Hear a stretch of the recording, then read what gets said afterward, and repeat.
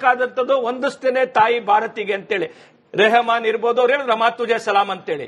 ಆದ್ರೆ ಇಲ್ಲಿ ಪ್ರಶ್ನೆ ಬಂದಿರತಕ್ಕಂಥದ್ದು ಒಂದು ಓಟಿನ ಸಲುವಾಗಿ, ಯಾರನ್ನೋ ತುಷ್ಟೀಕರಣ ಸಲುವಾಗಿ, ಯಾರನ್ನೋ ತೃಪ್ತಿ ಮಾಡಿಸಕ್ ಸಲುವಾಗಿ ಎಲ್ಲೋ ಅರಬ್ಬಲ್ಲಿ ಹುಟ್ಟುದಂಥದ್ದು, ಯಾವುದೋ ಅರಬ್ಬಲ್ಲಿ ಹುಟ್ಟದಂತ ಒಂದು ವಿಚಾರವನ್ನ ಇಟ್ಕೊಂಡ್ಬಂದು ಭಾರತದ ಒಳಗಡೆ ಸಾವಿರಾರು ವರ್ಷಗಳಿಂದ ಒಂದು ಓಲೈಕೆ ಮಾಡೋ ಸಲುವಾಗಿ, ಓಟ್ ಸಲುವಾಗಿ ಕತ್ತರಿ ಪ್ರಯೋಗ ಮಾಡಿದ್ರು. ನೀವು ಇನ್ಯಾರನ್ನೂ ಓಲೈಕೆ ಮಾಡುವ ಸಲುವಾಗಿ, ಇನ್ಯಾರಿಗೂ ಧಾರ್ಮಿಕ ಭಾವನೆಗೆ ಚುಚ್ಚೋ ಸಲುವಾಗಿ ನೀವೀಗ ಪಾಲಿಟಿಕ್ಸ್ ಮಾಡ್ತಿದ್ರಿ. ಹಿಂಗೆ ಇರೋದಪ್ಪ ನಮ್ ದೇಶ.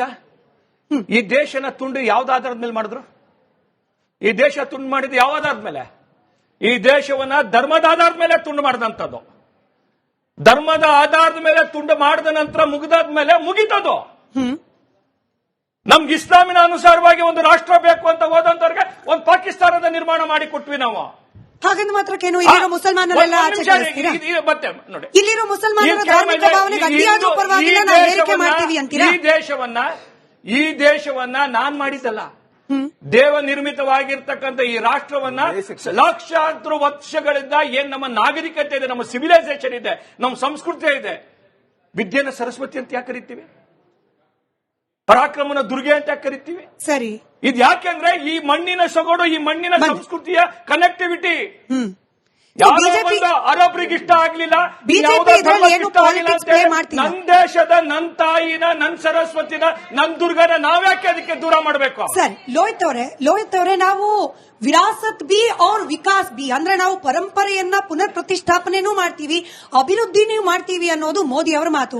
ಹಾಗಾಗಿನೇ ನಾವು ರಾಮ ಮಂದಿರವನ್ನ ಕೂಡ ಕಟ್ತೀವಿ, ಸೋಮನಾಥ ಮಂದಿರವನ್ನ ಕೂಡ ಸೆಲೆಬ್ರೇಟ್ ಮಾಡ್ತೀವಿ, ಒಂದೇ ಮಾತರವನ್ನ ಕೂಡ ನಾವು ಪೂರ್ಣ ಪ್ರಮಾಣದಲ್ಲಿ ಅನುಷ್ಠಾನ ಮಾಡ್ತೀವಿ, ಜೊತೆಗೆ ಅಭಿವೃದ್ಧಿ ಕಾರ್ಯ ಕೂಡ.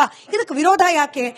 ಆನ್ ಅ ಕಾಂಟ್ರಾಸ್ಟ್, ಕಾಂಗ್ರೆಸ್ನವರು ರಾಮ ಮಂದಿರದ ಪ್ರತಿಷ್ಠಾಪನೆಗೆ ಹೋಗಲಿಲ್ಲ, ಸೋಮನಾಥಕ್ಕೆ ಹಿಂದೆ ನೆಹರು ಅವರು ಹೋಗಬೇಡಿ ಅಂತ ಹೇಳಿದ್ರು ಅನ್ನೋ ಅಪವಾದ. ಒಂದೇ ಮಾತರಂಗೂ ಕೂಡ ಕಾಂಗ್ರೆಸ್ನವರು ಕತ್ತರಿ ಪ್ರಯೋಗ ಮಾಡಿದ್ರು. ಈ ಕಾಂಟ್ರಾಸ್ಟ್ ನ ಬಹಳ ಎಫೆಕ್ಟಿವ್ ಆಗಿ ನರೇಟ್ ಮಾಡ್ತಾ ಇದೆಯಾ ಬಿಜೆಪಿ ಅಂತ? ನೀವು ನರೇಂದ್ರ ಮೋದಿ ಅವರು ಏನು ವಿಕಾಸ್ ಬಿ ಏನಂದ್ರು ಅವರು? ವಿರಾಸತ್ ಬಿ ಇಂತ ತುಂಬಾ ಸ್ಲೋಗನ್ ಗಳನ್ನ, ಲಿಪ್ ಸರ್ವಿಸಸ್ ಗಳನ್ನ ಆಗಾಗ ಅವರು ಮಾಡಿದ್ದಾರೆ. ಮತ್ತೆ ಬಿಜೆಪಿ ಪುನರ್ಸ್ಥಾಪನೆ ಆಗಿದೆ, ಸೋಮನಾಥ ಮಂದಿರವನ್ನು ಸೆಲೆಬ್ರೇಟ್ ಮಾಡ್ತಿದ್ದಾರೆ, ಒಂದೇ ಮಾತರವನ್ನ ವಾಪಸ್ ತಂದಿದ್ದಾರೆ, 4ನೇ ಎಕಾನಮಿ ಬಿಗ್ಗೆಸ್ಟ್ ಅಂತ ಹೇಳ್ತಿದ್ದಾರೆ. Claim BJP claim. ನೀವು ಸ್ಲೋಗನ್ ಅಂದ್ರೆ ನಾನು ನನಗೆ ಗೊತ್ತಿರೋ ಉದಾಹರಣೆ ಕೊಟ್ಟೆ, ನೀವೇ ಮುಂದುವರಿಸಿ. ನೋಡಿ, ನಮ್ಮ ಬಿಜೆಪಿ ಸ್ನೇಹಿತರು ತುಂಬಾ ಈ ಒಂದು ಚರ್ಚೆಯನ್ನ ನಾನು ಇದ್ರ ಬಗ್ಗೆ ರಿಸರ್ಚ್ ಮಾಡೋ ಸಮಯದಲ್ಲಿ ನಾನು ಇದನ್ನ ತಿಳ್ಕೊಂಡೆ. ನನಗೂ ಗೊತ್ತಿಲ್ಲದೆ ಇರುವಂತ, ನಾವು ಅರಿದಂತ ಇತಿಹಾಸದ ಕುರುಹುಗಳೆಲ್ಲ ನಮ್ಗೆ ಸಿಕ್ಕಿದ್ವು. ನನಗನ್ನಿಸ್ತು ಈ ಒಂದೇ ಮಾತರಂ ಅದರ ಇವರು ಹೇಳಿದ್ರು, ನಮ್ಮ ಉಮರ್ ಶರೀಫ್ ಅವರು ಹೇಳಿದ್ರು, 2 ಹಂತದಲ್ಲಿ ಇದನ್ನ ಬರೆಯಲಾಗತ್ತೆ. 1, 2 ಅದರ 2 ಸ್ಟ್ಯಾಂಜವನ್ನ 1870ರಲ್ಲಿ ಬರೀತಾರೆ. ಯಾರು? ನಮ್ಮ ಬಂಕಿಂ ಚಂದ್ರ ಚಟರ್ಜಿ ಅವರು ಬರೀತಾರೆ. ಬಂಕಿಂ ಚಂದ್ರ ಚಟರ್ಜಿ ಅವರು ಯಾರು, ಅವರ ಹಿನ್ನೆಲೆ ಕಡೆ ಮಾತಾಡೋಣ ಮತ್ತೆ ಮುಂದೆ. 1870ರಲ್ಲಿ ಮೊನ್ನೆ ಬಾರಿ ಬರೀತಾರೆ. ಹಾಗೆ ಅವ್ರದ್ದೊಂದು ಆನಂದ್ ಮಠ್ ಅಂತ ಅಂದ್ಬಿಟ್ಟು ಒಂದು ನಾವೆಲ್ ಬರುತ್ತೆ. ಆ ನಾವೆಲ್ ಅಲ್ಲಿ ಅವರು ಮತ್ತು 5-6 ಸ್ಟ್ಯಾಂಜಗಳನ್ನು ಸೇರಿ ಮತ್ತೊಮ್ಮೆ ಅದನ್ನ ಪ್ರಕಟಗೊಳ್ಳುತ್ತೆ. ಮೊದಲ 2 ಸಾಲುಗಳಿಗೂ ಮತ್ತು ಉಳಿದ 2 ಸ್ಟ್ಯಾಂಜಕ್ಕೂ ಮತ್ತು ಉಳಿದ ಸ್ಟ್ಯಾಂಜಗಳಿಗೂ ಸಹಿತ ಅಜಗಜಾಂತರವಾದ ವ್ಯತ್ಯಾಸಗಳಿದ್ದಾವೆ, ವೈಪರೀತ್ಯಗಳಿದ್ದಾವೆ. ಹೇಳ್ತೇನೆ. ಆಯ್ತು, you have to give me some time please. ಒಂದು ನಿಮಿಷ ಮೇಡಮ್ ಪ್ಲೀಸ್. ಆನಂದ್ ಮಠ್ ಏನು ಅಂತ ಹೇಳೋದ್ ಬಗ್ಗೆ ನಾವು ಚರ್ಚೆ ಆಗಬೇಕು, ಮತ್ತೆ ಆನಂದ್ ಮಠದಲ್ಲಿ ಏನಿದೆ ಅಂತ ಅನ್ಬಿಟ್ಟು ಗೊತ್ತಾಗಬೇಕು.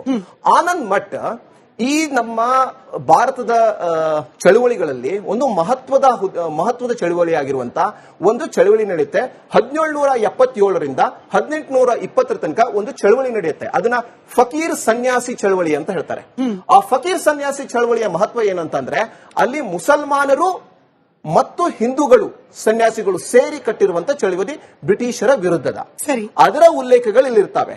ಅಲ್ಲಿ ಮೂಸಾ ಶಾ ಅಂತ, ಮಜ್ನು ಶಾ ಅಂತ ಅನ್ಬಿಟ್ಟು ಮುಸಲ್ಮಾನ ನಾಯಕರು, ಮತ್ತೊಂದು ದೇವಿ ಪಾಠಕ್ ಅಂತ ಅನ್ಬಿಟ್ಟು ಮಹಿಳಾ ನಾಯಕರು, ಇವರೆಲ್ಲ ಒಂದು ಒಗ್ಗೂಡುವಿಕೆಯ ಒಂದು ಪರಸ್ಪರ ಸಹಯೋಗದೊಂದಿಗೆ ಕಟ್ಟಿದಂತ ಒಂದು ಹೋರಾಟ. ಆದರೆ ಈ ಆನಂದ ಮಠದಲ್ಲಿ ಅವರ ಯಾರು ಹೆಸರು ಇಲ್ಲ, ಅದ್ರ ಬಗ್ಗೆ ಮಾತಾಡಬೇಕು. ಮತ್ತೆ ಅವರು ಯಾರ ಹೆಸರು ಇಲ್ಲ, ಮುಸಲ್ಮಾನರ ಉಲ್ಲೇಖಗಳಿಲ್ಲ, ಮುಸಲ್ಮಾನರ ಕಾಂಟ್ರಿಬ್ಯೂಷನ್ ಆ ಹೋರಾಟದಲ್ಲಿ ಇತ್ತು ಅಂತ ಇಲ್ಲ. ಅದು ಒಂದ್ ಸೈಡ್ ಆಗಿದೆ. ಇದು ಒಂದಾದ್ರೆ 1800 ಹಿಂದೂ ಮುಸ್ಲಿಂ ಚರ್ಚೆ ಮಾಡ್ತಾ ಇದ್ದೀರಾ? No, you ಹಿನ್ನೆಲೆ ಹೇಳ್ತಿದ್ದಾರೆ ಕೇಳಿಸ್ಕೊಂಬಿಡೋಣ. ಹಿನ್ನೆಲೆ ಹೇಳ್ತಿದ್ದಾರೆ ಕೇಳಿಸ್ಕೊಂಬಿಡೋಣ. ಆಯ್ತು ಸರ್, ಕಾಮ್ ಡೌನ್. ಆಯ್ತು, ಓಕೆ ನೋಡಿ, ಓಕೆ ಪ್ಲೀಸ್. ಆನಂದ್ ಮಠ ಒಂದು ಕಾಂಟ್ರವರ್ಷಿಯಲ್ ಕೃತಿ, ಅದೊಂದು ಅಬ್ಸಲ್ಯೂಟ್ಲಿ ಕಾಂಟ್ರವರ್ಷಿಯಲ್ ಕೃತಿ. ಓಕೆ, ಆ ಕೃತಿಯಲ್ಲಿ ಬಂದಿರುವಂತದ್ದು ಇದೊಂದು ಗೀತೆ. ಆದರೆ ಒಂದೇ ಮಾತರಂ ಈ ದೇಶದ ಸ್ವಾತಂತ್ರ್ಯ ಚಳವಳಿಗೆ ಬಹುದೊಡ್ಡ ಮಹತ್ವದ ಮತ್ತು ಒಂದು ತೇಜಸ್ಸು ಮತ್ತು ಉತ್ಸಾಹವನ್ನು ತುಂಬಿರುವಂತ ಒಂದು ಗೀತೆ ಅದು. ಆ ಕಾರಣಕ್ಕೋಸ್ಕರ ಅದಕ್ಕೆ ಬೇಕಾದಂತ ಗೌರವವನ್ನ ಏನು ನಿರ್ಧಾರ ತಗೊಂಡಿದ್ದಾರೆ ಅದ್ರ ಮೂಲಕ ಕೊಡಬೇಕು. ಆ ಗೌರವ ಯಾಕೆ ಬಂತು ಮತ್ತು ಈ ಒಂದೇ ಮಾತರಂ ಈ ಪ್ರಮಾಣದಲ್ಲಿ ಜನರಲ್ಲಿ ಫೇಮಸ್ ಯಾಕಾಯ್ತು ಅಂತಂದ್ರೆ, ಅದಕ್ಕೆ ಇವರೊಂದು ಸಭೆಯಲ್ಲಿ ಅದನ್ನ ಹಾಡಿದ್ರು ಅಂತ ಹೇಳಿದ್ರು ನಮ್ಮ ಬಿಜೆಪಿ ಸ್ನೇಹಿತರು. ಅದನ್ನ ಏನ್ ಹೇಳಿಲ್ಲ ಅಂದ್ರೆ, ಎಐಸಿಸಿಯ ಆಲ್ ಇಂಡಿಯಾ ಕಾನ್ಫರೆನ್ಸ್ ಅಲ್ಲಿ ಮೊದಲ ಬಾರಿಗೆ ಬಂಕಿಂ ಚಂದ್ರ ಚಟರ್ಜಿ ಅವರ ಪರ್ಮಿಷನ್ ಅನ್ನು ತಗೊಂಡು ನಮ್ಮ ತುಂಬಾ ಅತ್ಯುತ್ತಮ ಮ್ಯೂಸಿಕ್ ನೊಂದಿಗೆ ನಮ್ಮ ಭಾರತ ರತ್ನ ಟಾಗೋರ್ ಅವರು ಅದನ್ನ ಹಾಡ್ತಾರೆ. ಯಾವಾಗ ಅದನ್ನ ಹಾಡ್ತಾರೆ, ಕಾಂಗ್ರೆಸ್ಸಿನ ಕಾರ್ಯಕರ್ತರು, ಕಾಂಗ್ರೆಸ್ ಪಕ್ಷ ಅದನ್ನ ಇಡೀ ದೇಶದಾದ್ಯಂತ ತಲುಪಿಸುತ್ತೆ. ಆ ಕಾರಣಕ್ಕೋಸ್ಕರ ಅದೊಂದು ಮೂವ್ಮೆಂಟ್ ಅನ್ನ ಕಟ್ಟತ್ತೆ. ಇದು 1896ರಲ್ಲಿ. ಅಷ್ಟು ನಂತರ ಕಾಲಕ್ರಮೇಣವಾಗಿ ಅದರಲ್ಲಿರುವಂತ 3ನೇ, 4ನೇ, 5ನೇ, 6ನೇ ಸ್ಟ್ಯಾಂಜಾಗಳಿಗೆ ಅದರಲ್ಲಿರುವಂತಹ ಧಾರ್ಮಿಕತೆ ಭಾವ ಮತ್ತು ಹಿಂದೂ ಧರ್ಮದ ಕೇವಲ ಒಂದು ಧರ್ಮಕ್ಕೆ ಸೀಮಿತವಾಗಿರೋ ಕಾರಣಕ್ಕೋಸ್ಕರ ಮುಸಲ್ಮಾನ್ ಸಮಾಜ ಅದಕ್ಕೆ ತಕರಾರನ್ನ ಕೊಡುತ್ತೆ. ಮುಸಲ್ಮಾನ್